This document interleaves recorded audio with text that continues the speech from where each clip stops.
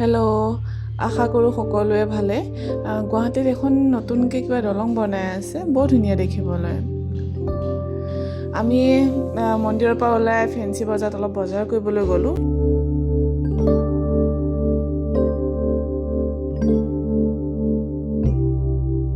যিহেতু ঘৰ পাওঁতে দেৰি হ'ব, সেইকাৰণে আমি ৰাস্তাতে দিচাং ৰেজৰ্টখন পালোঁ, তাতে খাবৰ কাৰণে সোমালোঁ।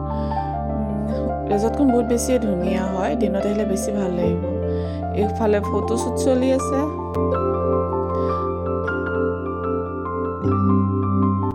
আমি ফুৰিলোঁ ৰেজৰ্টখন, বহুতেই ধুনীয়া হয়, কিন্তু দিনত বেছি ধুনীয়া দেখিব আৰু ফটোবিলাক দিনত বেছি ধুনীয়া উঠিব।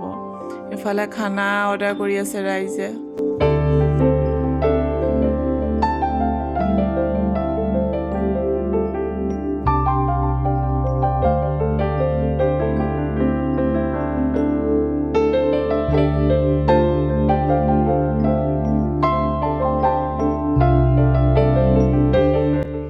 খাই কৰি লৈ পেলাই আৰু ঘৰত যাম, আৰু ঘৰ পাওঁতে যিহেতু বহুত দেৰি হৈ যাব।